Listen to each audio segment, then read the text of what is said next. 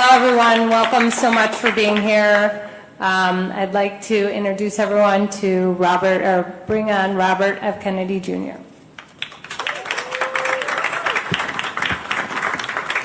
I'm sorry to keep everybody waiting. 16 months ago, in April of 2023, I launched my campaign for President of the United States. I began this journey as a Democrat, the party of my father, my uncle, the party which I pledged my own allegiance to long before I was old enough to vote.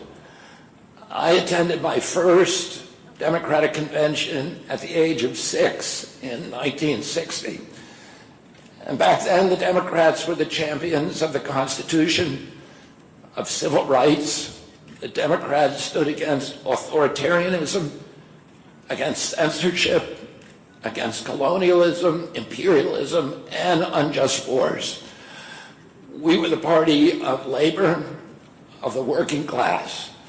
The Democrats were the party of government transparency and the champion of the environment.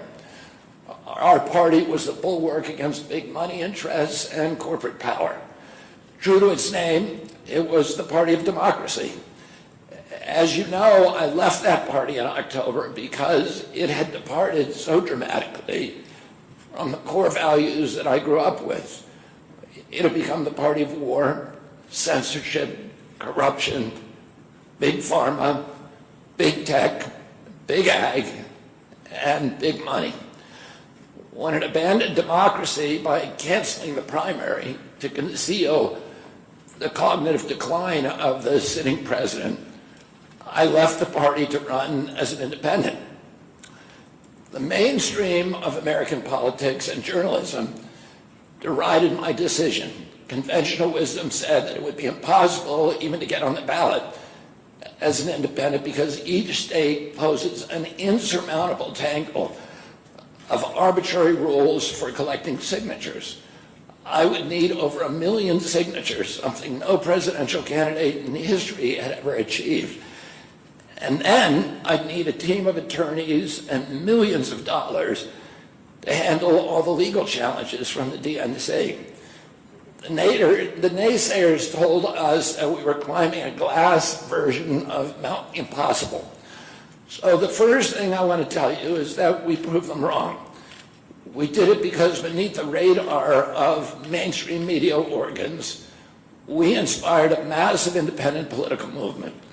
More than 100,000 volunteers sprang into action, hopeful that they could reverse our nation's decline.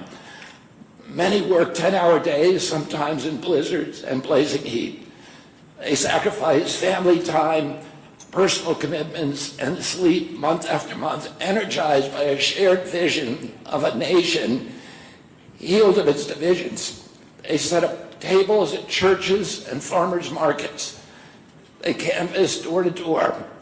In Utah and in New Hampshire, volunteers collected signatures in snowstorms, convincing each supporter to stop in the frigid cold, to take off their gloves, and to sign legibly. During a heat wave in Nevada, I met a tall, athletic volunteer who cheerfully told me that he had lost 25 pounds collecting signatures in 117-degree heat. To finance this effort, young Americans donated their lunch money, and senior citizens gave up part of their Social Security checks. Our 50-state organization collected those millions of signatures and more. No presidential campaign in American political history has ever done that. And so I want to thank all of those dedicated volunteers and congratulate the campaign staff who coordinated this enormous logistical feat. Your accomplishments were regarded as impossible. You carried me up that glass mountain. You pulled off a miracle. You achieved what all the pundits said could never be done. You have my deepest gratitude, and I'm never going to forget that, not just for what you did for my campaign, but for the sacrifices you made because you love our country. You showed everyone that democracy is still possible here. It continues to survive in the press and in the idealistic human energies that still thrive beneath the canvas of neglect and of official and institutional corruption. Today, I'm here to tell you that I will not allow your efforts to go to waste. I'm here to tell you that I will leverage your tremendous accomplishments to serve the ideals that we share, the ideals of peace, of prosperity, of freedom, of health, all the ideals that motivated my campaign. I'm here today to describe the path forward that you've opened with your commitment and with your hard labors. Now, in an honest system, I believe that I would have won the election. In a system like kind that my father and my uncles thrived in, a system with open debates, with fair primaries, with regularly scheduled debate, with fair primaries, and with a truly independent media untainted by government propaganda and censorship. In a system of nonpartisan courts and election boards, everything would be different. After all, the polls consistently showed me beating each of the other candidates, both in favorability and also in head-to-head matchups. But I'm sorry to say that while democracy may still be alive at the grassroots, it has become little more than a slogan for our political institutions, for our media, and for our government, and most sadly at all for me, for the Democratic Party. In the name of saving democracy, the Democratic Party set itself to dismantling it, lacking confidence in its candidate, that its candidate could win in a fair election at the voting booth. The DNC waged continual legal warfare against both President Trump and myself. Each time that our volunteers turned in those towering boxes of signatures needed to get on the ballot, the DNC dragged us into court, state after state, attempting to erase their work and to subvert the will of the voters who had signed those petitions. It deployed DNC-aligned judges to throw me and other candidates off the ballot and to throw President Trump in jail. It ran a sham primary that was rigged to prevent any serious challenge to President Biden. Then, when a predictably bungled debate performance precipitated the palace coup against President Biden, the same shadowy DNC operatives appointed his successor, also without an election. They installed a candidate who was so unpopular with voters that she dropped out in 2020 without winning a single delegate. My uncle and my father both relished debate. They prided themselves on their capacity to go toe-to-toe with any opponent in the battle over ideas. They would be astonished to learn of a Democratic Party presidential nominee who, like Vice President Harris, has not appeared in a single interview or an unscripted encounter with voters for 35 days. This is profoundly undemocratic. How are people to choose when they don't know whom they are choosing? And how can this look to the rest of the world? My father and my uncle were always conscious of America's image abroad because of our nation's role as the template for democracy, the role model for democratic processes, and the leader of the free world. Instead of showing us her substance and character, the DNC and its media organs engineered a surge of popularity for Vice President Harris based upon, nothing.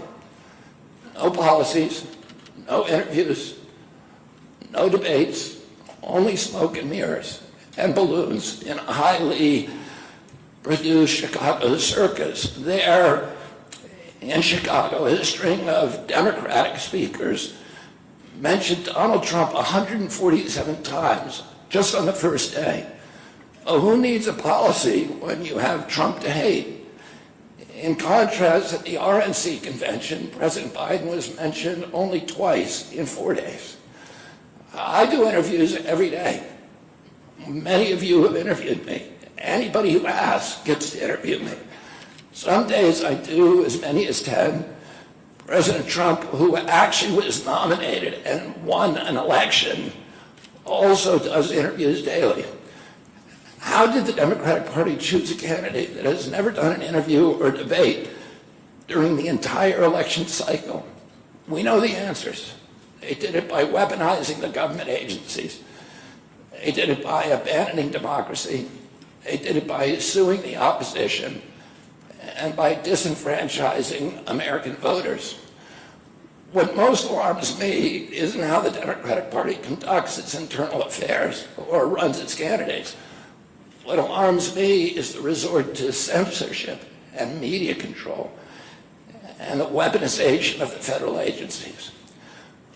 When a U.S. president colludes with or outright coerces media companies to censor political speech, it's an attack on our most sacred right of free expression, and that's the very right upon which all of our other constitutional rights rest.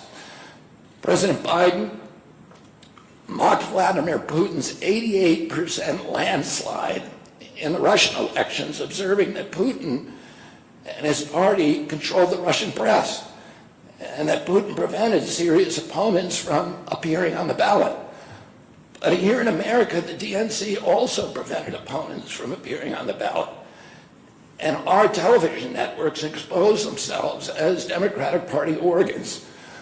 Over the course of more than a year in a campaign where my poll numbers reached at times in the high 20s, the DNC-aligned mainstream media networks maintain a near perfect embargo on interviews with me. During his 10-month presidential campaign in 1992, Ross Perot gave 34 interviews on mainstream networks. In contrast, during the 16 months since I declared, ABC, NBC, CBS, MSNBC, and CNN combined gave only 2 live interviews from me. Those networks instead ran a continuous deluge of hit pieces with inaccurate, often vile, pejoratives and defamatory smears. Some of those same networks and colluded with the DNC to keep me off the debate stage.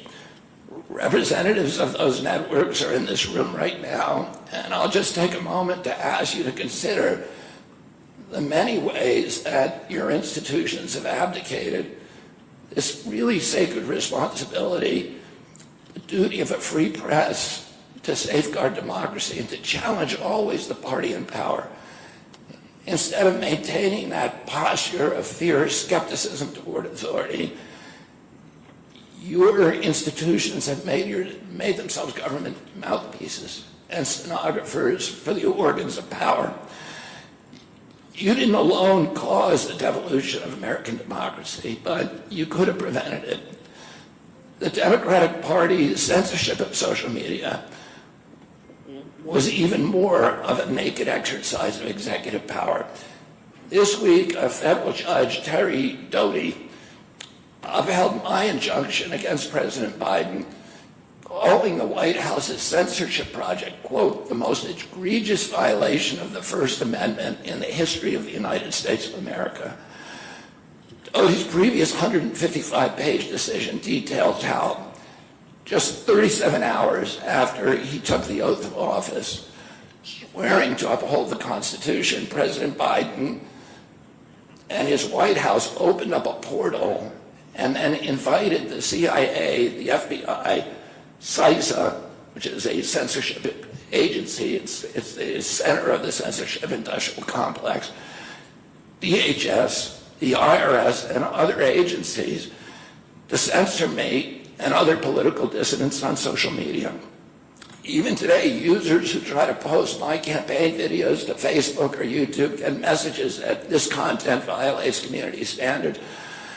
2 days after Judge Doty rendered his decision this week, Facebook was still attaching warning labels to an online petition calling on ABC to include me in the upcoming debate. They said that violates community standards, their community standards. The mainstream media was once the guardian of the First Amendment and democratic principles, and has joined this systemic attack on democracy. It also, the media justifies their censorship on the grounds of combating misinformation, but governments and oppressors don't censor lies. They don't fear lies. They fear the truth, and that's what they censor. And I don't want any of this to sound like a personal complaint, because it's not. For me, it's all part of a journey, and it's a journey that I signed up with. But I need to make these observations because I think they're critical for us doing the thing that we need to do as citizens in a democracy to assess where we are in this country and what our democracy still looks like, and the assumptions about U.S. leadership around the globe. And are we really still a role model for democracy in this country? Or have we made it, a kind of a joke? And here's the good news.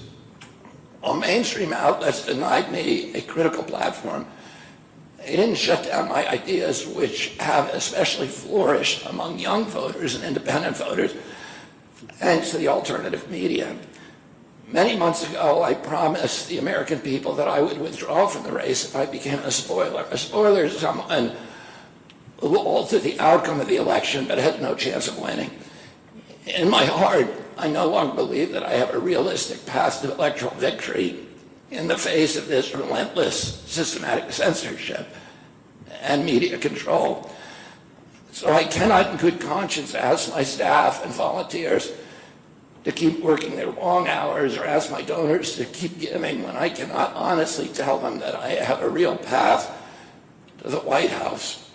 Furthermore, our polling consistently showed that by staying on the ballot in the battleground states, I would likely hand the election over to the Democrats, with whom I disagree on the most existential issues: censorship, war, and chronic disease. Oh, I want everyone to know that I am not terminating my campaign. I am simply suspending it and not ending it. My name will remain on the ballot in most states. If you live in a blue state, you can vote for me without harming or helping President Trump or Vice President Harris. In red states, the same will apply. I encourage you to vote for me. And if enough of you do vote for me, and neither of the major party candidates win 270 votes, which is quite possible. In fact, today our polling shows them tying at 269 to 269. And I could conceivably still end up in the White House in a contingent election. But in about 10 battleground states where my presence would be a spoiler, I'm going to remove my name. And I've already started that process and urge voters not to vote for me. It's with a sense of victory and not defeat that I'm suspending my campaign activities. Not only did we do the impossible by collecting 1 million signatures, we changed the national political conversation forever. Chronic disease, free speech, government corruption, breaking our addiction to war have moved to the center of politics. I can say to all who have worked so hard in the last year and a half, thank you for a job well done.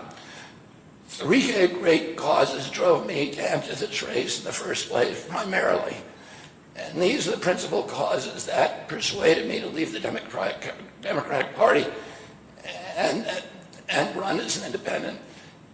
And now to throw my support to President Trump. The causes were free speech, a war in Ukraine, and the war on our children. I've already described some of my personal experiences and struggles with the government's censorship industrial complex. I want to say a word about the Ukraine war. The military industrial complex has provided us with a familiar comic book justification like they do on every war, that this one is a noble effort to stop a supervillain, Vladimir Putin, from invading the Ukraine and then to thwart his Hitler-like march across Europe.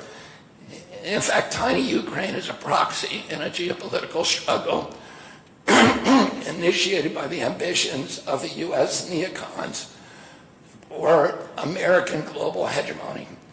I'm not excusing Putin for invading Ukraine. He had other options.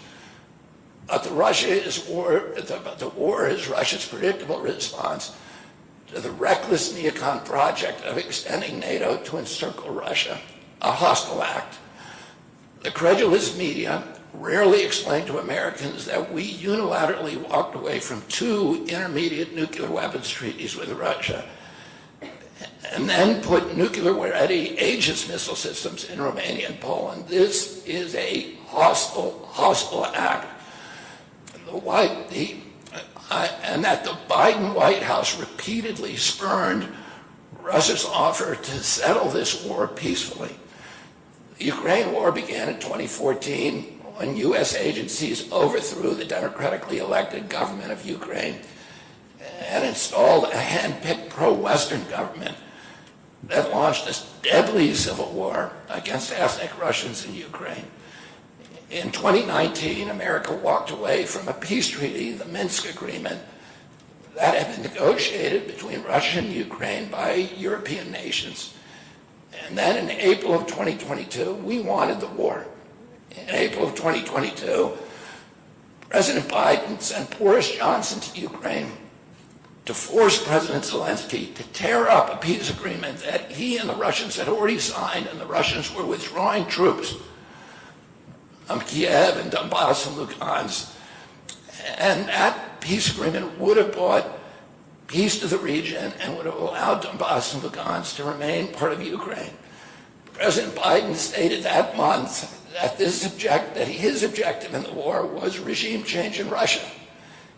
His Defense Secretary, Lloyd Austin, simultaneously explained that America's purpose in the war was to exhaust the Russian army, to degrade its capacity to fight anywhere else in the world. These objectives, of course, have nothing to do with what they were telling Americans about protecting Ukraine's sovereignty. Ukraine is a victim in this war, and it's a victim of the West. Since then, of Russia and both Russia and the West.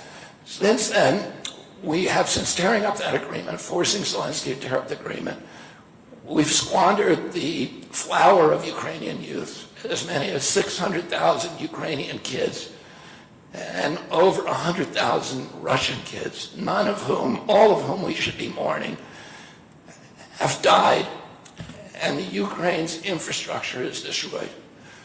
The war has been a disaster for our country as well. We squandered nearly $200 billion already, and these are badly needed dollars in our communities, suffering communities all over our country. The Nord Stream pipeline sabotage and the sanctions have destroyed Europe's industrial base, which formed the bulwark of U.S. national security. A strong Germany with a strong industry is a much, much stronger deterrent to Russia, and a Germany that is deindustrialized and turned into just an extension of U.S. military base. We've pushed Russia into a disastrous alliance with China and Iran. We're closer to the brink of nuclear exchange than at any time since 1962. And the neocons in the White House don't seem to care at all. Our moral authority and our economy are in shambles, and the war gave rise to the emergence of BRICS, which now threatens to replace the dollar as the global reserve currency. This is a first-class calamity for our country.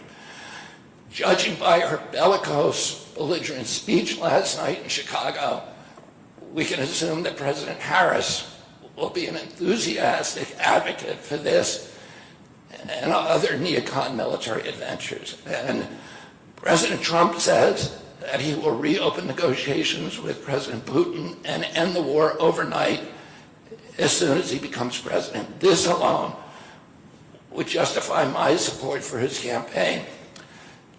Last summer, it looked like no candidate was willing to negotiate a quick end to the Ukraine war, to tackle chronic disease epidemic, to protect free speech, our constitutional freedoms, to clean corporate influence out of our government, or to defy the neocons and their agenda of endless military adventurism.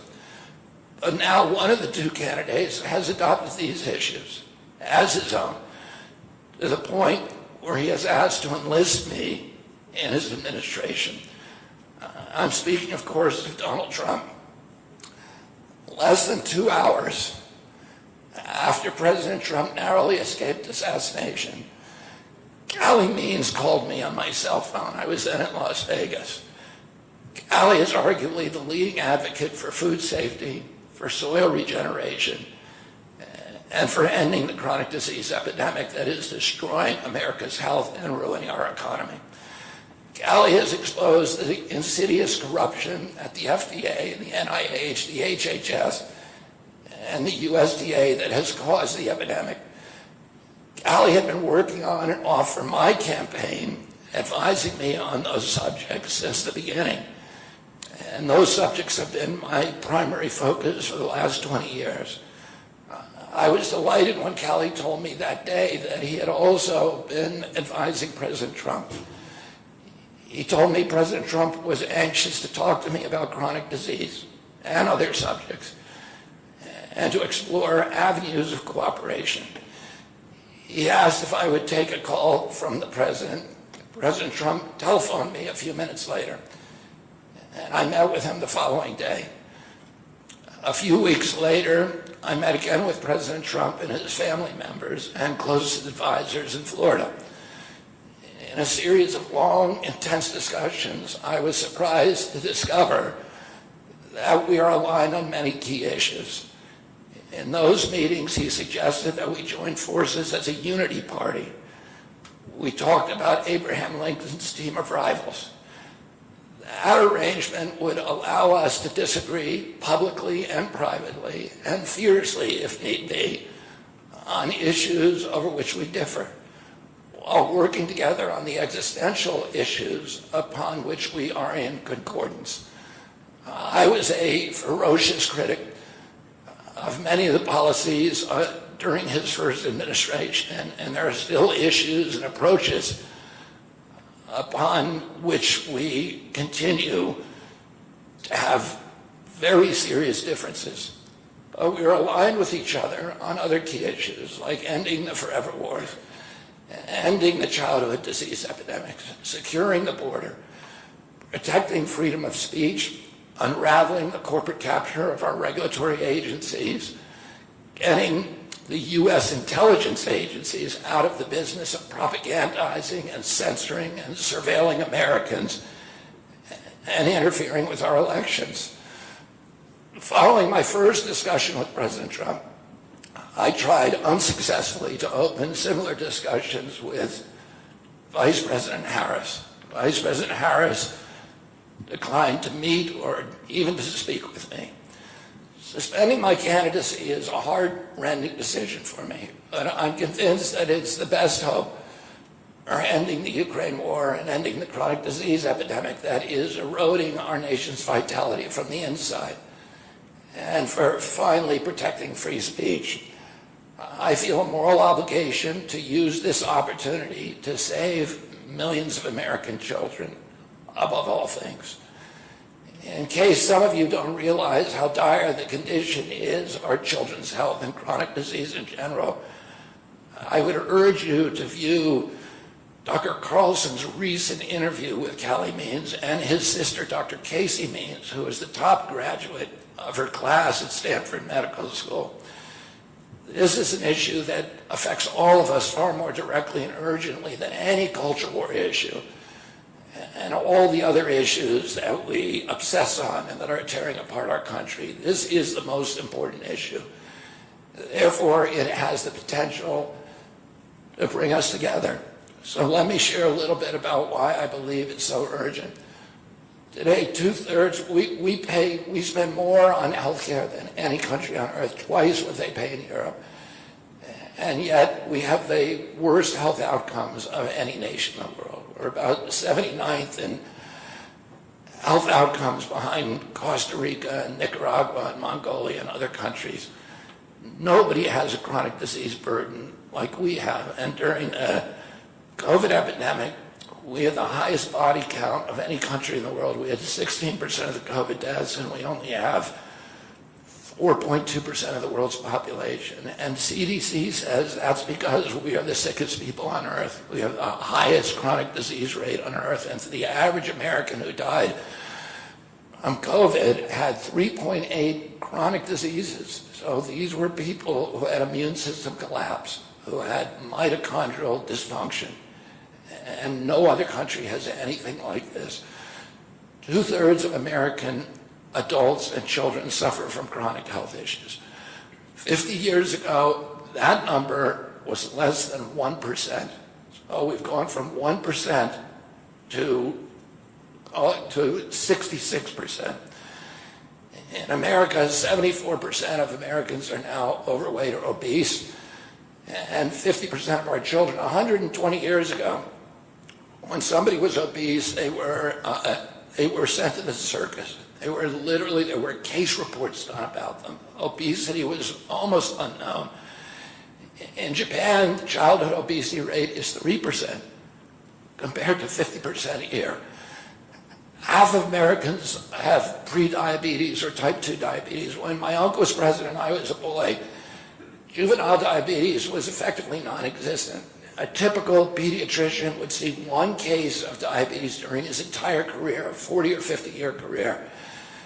Today, 1 out of every 3 kids who walks through his office door is diabetic or pre-diabetic, and the mitochondrial disorder that caused diabetes also causing Alzheimer's, which is now classified as diabetes, and it's costing this country more than our military budget every year. There's been an explosion of neurological illnesses that I never saw as a kid: ADD, ADHD, speech delay, language delay, Tourette's syndrome, narcolepsy, ASD, Asperger's, autism. In the year 2000, the autism rate was 1 in 1,500. Now autism rates in kids are 1 in 36, according to CDC nationally. Nobody's talking about this. 1 in every 22 kids in California has autism. And this is a crisis that 77% of our kids are too disabled to serve in the United States military. What is happening to our country? And why isn't this in the headlines every single day? There's nobody else in the world that is experiencing this. This is only happening in America. About 18%, and by the way, there has been no change in diagnosis, which the industry sometimes like to say. There has been no change in screening. This is a change in incidence. In my generation, 70-year-old men, the autism rates are about 1 in 10,000. In my kids' generation, 1 in 34. I'll repeat, in California, 1 in 22. Why are we letting this happen? Why are we allowing this to happen to our children? These are the most precious assets that we have in this country. How can we let this happen to them? About 18% of American teens now have fatty liver disease. That's like 1 out of every 5. That disease, when I was a kid, only affected late-stage alcoholics who were elderly. Cancer rates are skyrocketing in the young and the old. Young adult cancers are up 79%. 1 in 4 American women is on antidepressant medication. 40% of teens have a mental health diagnosis. And 15% of high schoolers are on Adderall, and 500,000 children on SSRIs. So what's causing this suffering? I'll name 2 culprits. First, and the worst, is ultra-processed food. About 70% of American children's diet is ultra-processed. That means industrial manufactured in a factory. These foods consist primarily of processed sugar, ultra-processed grains, and seed oils. laboratory scientists who many of whom formerly worked for the cigarette industry, which purchased all the big food companies in the 1970s and 80s, deployed thousands of scientists to figure out new chemicals to make the food more addictive. And these ingredients didn't exist 100 years ago. Humans aren't biologically adapted to eat them. Hundreds of these chemicals are now banned in Europe, but ubiquitous in American processed foods. The second culprit is toxic chemicals in our food, in our medicine, in our environment. Pesticides, food additives, pharmaceutical drugs, and toxic waste permeate every cell of our bodies. The assault on our children's cells and hormones is unrelenting. To name just one problem, many of these chemicals increase estrogen. Because young children are ingesting so many of these hormone disruptors, America's puberty rate is now occurring at age 10 to 13, which is 6 years earlier than girls were reaching puberty in 1900. Our country has the earliest puberty rates of any continent on the earth. And no, this isn't because of better nutrition. This is not normal. Breast cancer is also estrogen-driven, and it now strikes 1 in 8 women. We are mass poisoning all of our children and our adults. Considering the grievous human cost of this tragic epidemic of chronic disease, it seems almost crass to mention the damage it does to our economy. But I'll say, it is crippling the nation's finances. When my uncle was president, our country spent $0 on chronic disease. Today, government health care spending is almost all for chronic disease. And it's double the military budget. And it is the fastest growing budget item in the federal budget. Chronic disease costs more to the economy as a whole, costs at least $4 trillion, 5 times our military budget. And that's a 20% drag on everything we do and everything we aspire to. Poor and minority communities suffer disproportionately. People who worry about DEI or about bigotry of any kind, this dwarfs anything. We are poisoning the poor. We are systematically poisoning minorities across this country. Industry lobbyists have made sure that most of the food stamp lunch program, about 70% of food stamps and about 70 or 77% of school lunches are processed foods. There's no vegetables. There's nothing that you would want to eat. We are just poisoning the poor citizens, and that's why they have the highest chronic disease burden of anybody, any demographic in our country, and the highest in the world. The same food industry lobbied to make sure that nearly all agricultural subsidies go to commodity crops that are the feedstock of processed food industry. These policies are destroying small farms, and they're destroying our soils. We give about, I think, 8 times as much in subsidies to tobacco than we do to fruits and vegetables. It makes no sense if we want a healthy country. The good news is that we can change all this. We can change it very, very quickly. America can get healthy again. To do that, we need to do 3 things. First, we need to root out the corruption in our health agencies. Second, we need to change incentives in our healthcare system. And third, we need to inspire Americans to get healthy again. 80% of NIH grants go to people who have conflicts of interest. These are the people, virtually everybody who sits, Joe Biden just appointed a new panel to NIH to decide the food recommendations. And they're all people who are from the industry. They're all people who are from the processed food companies. They're deciding what Americans, here is healthy. And the recommendations on the food pyramid and what goes to our school lunch programs, what go to The program, the Swiss program, the food stamp programs, they're all corrupted and conflicted individuals. These agencies, the FDA, USDA, and CDC, all of them are controlled by giant for-profit corporations. 75% of the FDA's funding doesn't come from taxpayer, it comes from pharma. And pharma executives and consultants and lobbyists cycle in and out of these agencies with President Trump's backing. I'm going to change that. We're going to staff these agencies with honest scientists and doctors who are free from industry funding.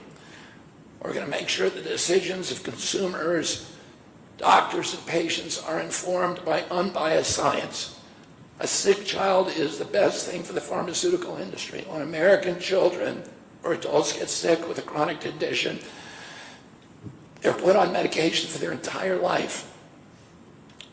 Imagine what will happen when Medicare starts paying for Ozempic, which costs $1,500 a month, and it's being recommended for children as young as 6, all for a condition, obesity, that is completely preventable and barely even existed 100 years ago.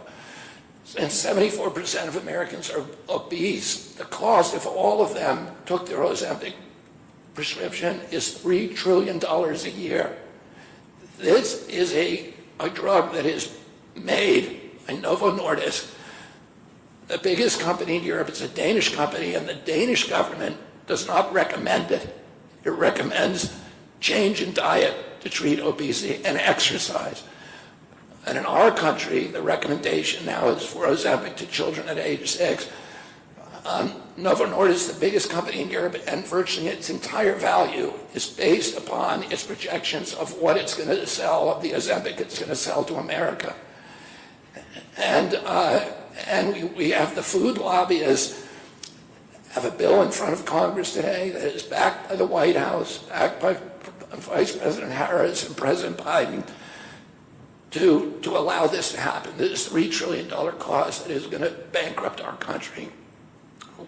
For a fraction of that amount, we could buy organic food for every American family, 3 meals a day, and eliminate diabetes altogether. We're going to bring healthy food back to school lunches. We're going to stop subsidizing the worst foods with our agricultural subsidies. We're going to get toxic chemicals out of our food. We're going to reform the entire food system. And for that, we need new leadership in Washington. Because unfortunately, both the Democrats and the Republican parties are in cahoots with the big food producers, Big Pharma and Big Ag, which are among the DNC's major donors. Vice President Harris has expressed no interest in addressing this issue. 4 more years of Democratic rule will complete the consolidation of corporate and neocon power, and our children will be the ones who suffer most. I got involved with chronic disease 20 years ago, not because I chose to or wanted to. It was essentially thrust upon me.